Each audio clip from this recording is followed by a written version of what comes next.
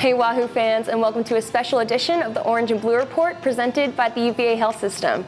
We're here at JPJ getting ready to face number 5 Notre Dame tonight for the women's basketball team. I'm Bridget Scaturo here with Chelsea Shine to break it down a little further.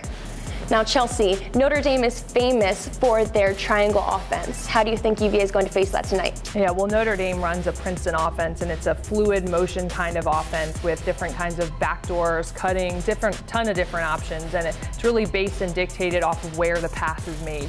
This is a Notre Dame team that has had a ton of adversity this year. They've lost 4 players throughout the duration of the season with an ACL tear. So you've got 2 of their point guards are out now. You have players that have been playing out of position, having to adjust. Yet still they've only lost 2 games, both to the 1st and 3rd ranked opponents in the country. So it's been really impressive what Coach Muffet McGraw has been able to do with this team. So let's take a look at some of the plays and the way that Notre Dame runs this Princeton triangle offense.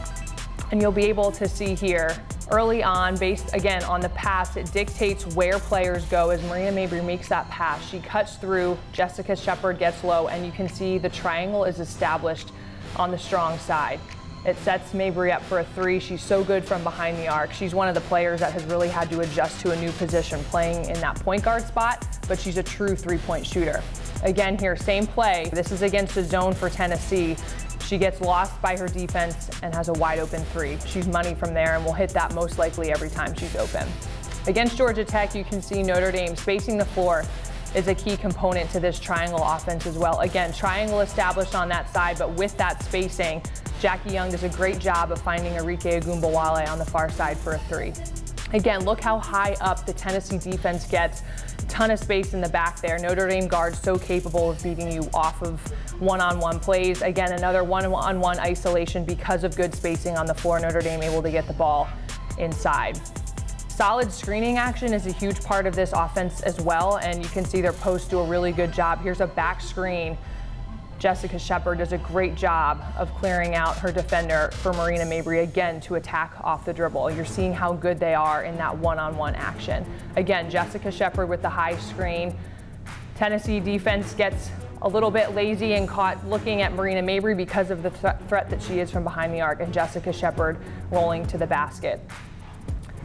Here's another option where just a little bit of a slip screen again and a backdoor, and Jackie Young able to get an easy layup. Again, this is where defensively you cannot fall asleep or take possessions off because Notre Dame is so good. So it's been really impressive what they've been able to do, and it'll be important for Virginia to find a way to counter that tonight. I think some of the biggest keys for Virginia, first of all, will be trying to find a balance. There's a fine line between when Virginia should crash to try to get offensive rebounds for second chance opportunities and when to get back. Notre Dame's so good in transition. You've seen how good those guards are. They can run that in the half court, but they do a really good job of pushing out in the full court as well and converting on turnovers. So Virginia's going to have to find a balance in that as well. It'll be important, too, for Virginia to have a lot of help. I think their guards for Virginia are going to see a lot of trapping.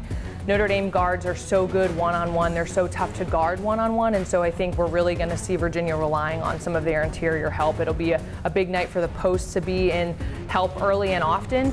And then I think also for Virginia, when you talk about attack mode, we talked about how Notre Dame has just 7 healthy scholarship players based on how many players that they've lost. So if Virginia can stay in attack mode and try to get some of the early fouls, whether it's on the guards or the post players, you're starting to have to dig into a very short Notre Dame bench that could open up some things for Virginia. Well, it looks like the Hoos will certainly have their work cut out for them tonight. Thanks for joining me, Chelsea. Go Hoos.